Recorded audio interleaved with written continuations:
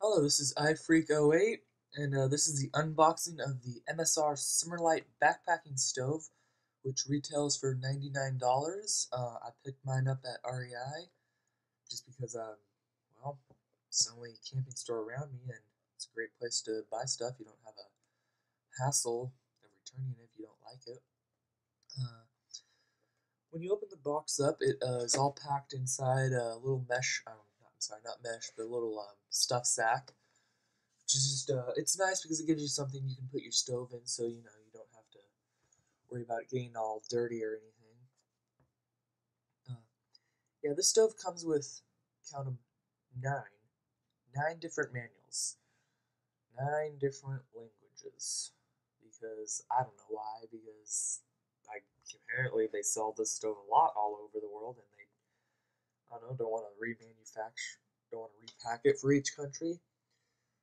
I guess I can see that being reasonable, but seriously, 9 manuals for each one of these stoves. Ugh. So it's a lot of paper. A lot of paper.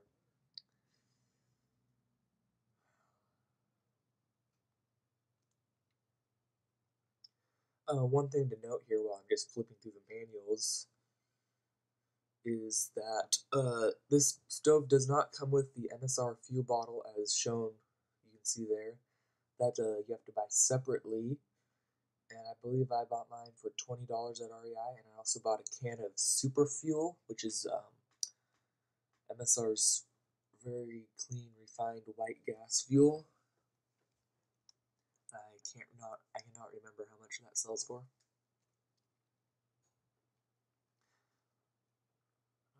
Okay. Also, there's just a bunch of little. That's a repair kit. I'm not sure what the little metal part's for. I believe it's for taking the jet out of the stove. And the little bottle is a pump cup oil, which is you put in the little pump that goes into the bottle. And I actually had to. I didn't record it, but my pump was very stiff, so I had to take my pump apart and oil it up to make it work better.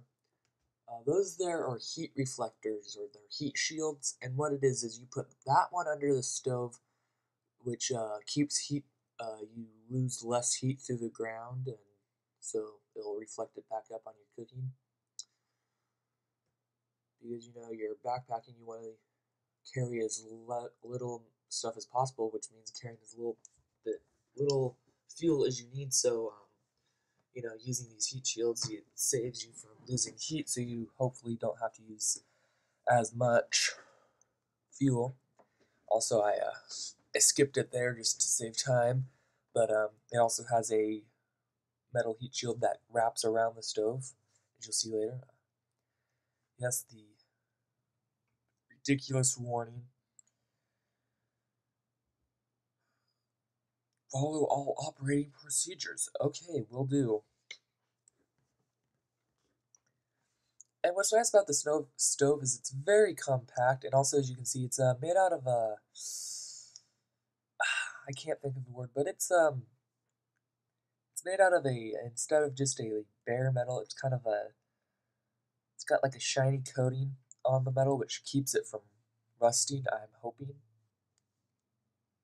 in case it gets wet. Okay, next stage is you have to insert the pump into the MSR fuel bottle. Only use MSR fuel bottle. And yeah, that's the weird little pump.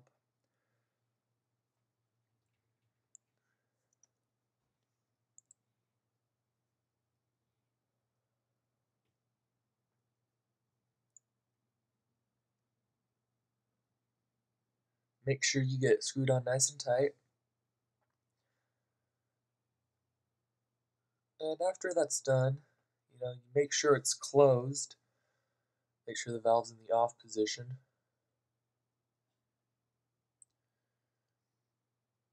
And then the fuel bottle, you don't want it filled all the way. You want it filled about, well, to that line you can see there, right where my hand is right now. There's a line there. You only fill it up to there, and then you want to pump the bottle about, I believe it's 14 to 25 times. I pumped it about 19. Okay, and then as you can see here, I'm attaching the fuel to the stove, and you can't see it, but Okay, right there where my fingers are, you gotta that's where you insert the stove into the fuel bottle, and you gotta make sure you prime that either with like keep a little bottle of oil with you, but I just used saliva, lick your fingers and wipe that around so make sure that it's inserted tight.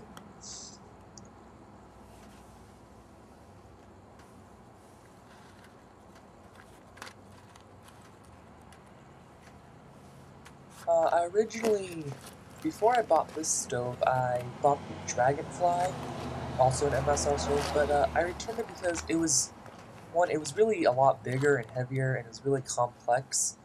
It's hard to fold down, but this one is very easy to fold down. It just fold everything together, and also the hose connecting the fuel bottle to the actual stove, it's made out of a very flexible material, so it moves around, where the other stoves like the Dragonfly or the Whisperlite, they don't flex, so you kind of got problems because you have to place the fuel bottle in a certain way. Okay, and as I'm talking here, before before you can actually start cooking on the stove, you need to prime it. And priming involves, after you attach it, you open the fuel valve a little bit, let a little bit of fuel come out, and you gotta do that, and then you just light it, and you're gonna see a big flame, about soccer ball size flame, as you see here. And basically what this is doing, you gotta just let the fuel burn off, and what this does is it heats up the pipe that the liquid fuel comes through, and as it comes through that pipe, it's very hot. The pipe's very hot, so the gas heats up and turns into a vapor, and so it's gonna burn as a clear, very hot blue flame. As you see here, it looks like the fire's gone out. It hasn't. It's just yeah, very hot, burning very hot.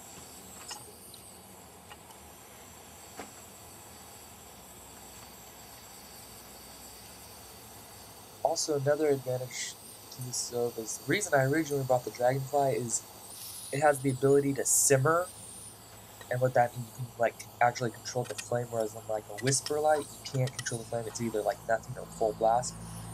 And this is supposed to have the ability to simmer, although I really didn't test it out that much. Um, I think it'll work out. It'll work pretty good for what I'm doing. I mean, I'm not a very serious backpacker. I mean, I just got a whole bunch of REI gift cards and nothing to spend them on. That's why I got this stove. And there's the heat shield, as I was talking about, that you keep around to keep from losing heat. It's more controlled around your pot.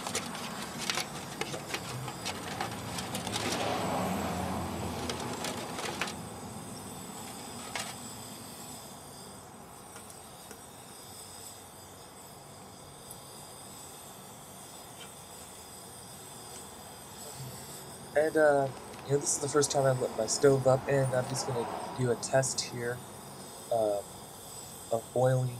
I believe I have 2 cups of water. I have 2 cups of water at room temperature, and I just, put it on and put it to see how long it took to boil with the lid on it. And, it's taking so long here. And this is where I discovered difficulty is you gotta make sure you gotta keep pumping your fuel, since it's not pressurized like a disposable cylinder. Like propane, you gotta make sure you keep pumping to keep pressure on the fuel.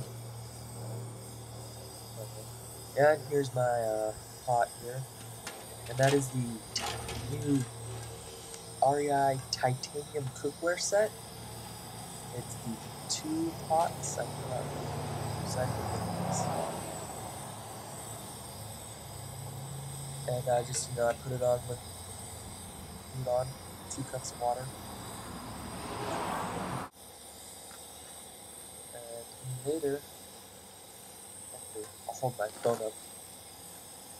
It took for 2 cups of water to boil, and you can see that's a rolling boil.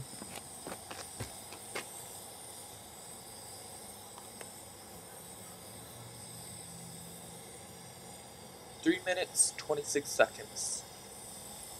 So, not bad.